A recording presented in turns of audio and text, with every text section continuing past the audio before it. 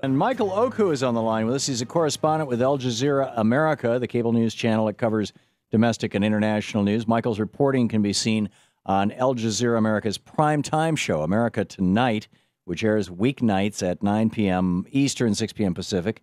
You can find Al Jazeera America on DirecTV, Comcast, Time Warner Cable, Dish, AT&T, Uverse, Verizon Fios, and Bright House Networks, among other distributors. America.aljazeera.com is the website. Michael, welcome to the program. Tom, it's a pleasure to be with you. Thanks for joining us. You've done some really interesting reporting on global warming and toxic algae and biotoxin outbreaks. Tell us about that. Well, you know, it sounds like gloom and doom, and it's crazy, but at the same time, this is stuff that's actually occurring in our natural world today. And really, one of the things I took a look at, which will air tonight, in fact, on our show, is what they're calling domoic acid poisoning. And essentially, in a nutshell, it is this neurotoxin that's produced by coastal algae blooms. And what biologists are finding, and environmentalists, is that there are more and more occurrences of what they call DA poisoning this year. In fact, in Monterey Bay, where I spent some time, they are now recording the highest levels in 14 years of this particular acid. Domoic acid, like demonic without the N? It's domoic, as in DOMOIC. Domoic. I see. Okay. Yeah. Okay. But essentially, pardon my interrupting. No, that's okay. But essentially, what it is, it's a biotoxin, and it's produced by algae, and people know that algae is a naturally occurring organism, so a plant-like organism that exists in oceans. But every once in a while, when there is an algae bloom, they secrete toxins out into our waterways that can, in fact, be dangerous. And, in fact, this particular toxin is, in fact, dangerous. These events have sometimes been referred to, some people are more familiar with the term, as red tides. And what we've had since the spring in parts of central and northern California is, in fact, a red tide off the coasts of California. And this is important because of all the sea mammals that are basically the sentinels of the sea for us. And also because of all the seafood and shellfish that we eat as consumers. So it's very important because there are implications, obviously, to human health, but also because it perhaps is a harbinger of, potential changes in our environment, which are going to be very critical to our understanding. Now, in the reporting of, I think it was Toledo, the city got shut down on Lake Erie, I believe, as a consequence of an algal overgrowth. That's right. Sort of a variation on this theme. The main through line that I've seen in corporate media, certainly on television reporting, is with regard to global warming, there's no droids in this car. That this is really a problem of agricultural runoff, too much phosphorus in the water. What do you think? Yeah, I mean, one of the issues about this particular case is nobody knows for sure why this is happening. They certainly don't know why it's happening with the kind of frequency and the degree that it's currently happening now. But the folks who have been studying this for a very long time, marine biologists, all kinds of scientists who have been up and down the coast and taking sample soils and that sort of thing, are postulating at this point that this could very well be the result of climate change. That as a result of climate change, it's creating environments, conditions that make it much more easy for these algae blooms to produce this particular toxin.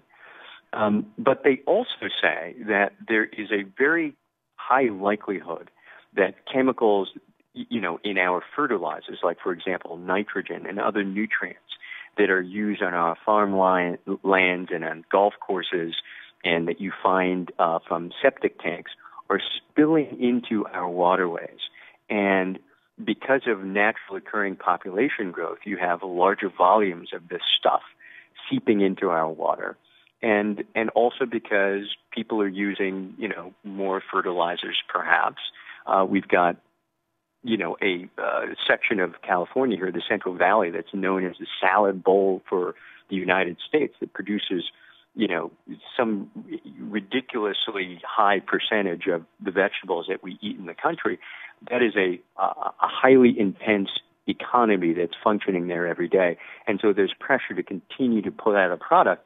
And so people are concerned that it's as a result of that we are seeing, this higher frequency of these neurotoxins in the sea. Well, could it also be, and this would bring it back to, this would be consistent with that storyline or narrative, but it would bring it back to global warming, that the way that those nutrients, the runoff fertilizer, ends up in the ocean is via rivers, and that the volume of water in the rivers in California has radically diminished as a consequence of the drought, which you can lay at the feet of climate change, and therefore the percentage of concentration of pollutants and nutrients, thus nutrients in those river waters, is proportionally vastly higher than it used to be. It's not as diluted as it used to be, and thus when it hits the ocean, it has a more direct impact in a particular place. Does that make sense?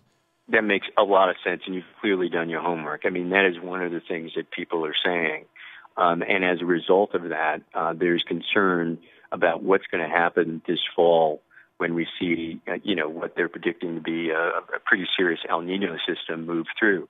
There are people on both sides of the camp here. One set of people who believe that you're going to start seeing even more runoff as a result of that this El Nino system will push all those that fertilizer and nutrients out into the ocean, and other people who feel that as a result of that, it can actually only do us good because it's going to be able to dilute the system that much more. Unfortunately, it's time that's going to be able to tell this story, and nobody can predict for sure what the end result is going to be. Yeah. Is there any sort of apparently not, but is there any sort of national consensus about this, about what can or should be done about it? Are there any regulatory agencies on this thing? That's just a fantastic question. I mean, look, Tom, you're talking about this right now with me. We're going to be talking about this on the air tonight. On Al Jazeera.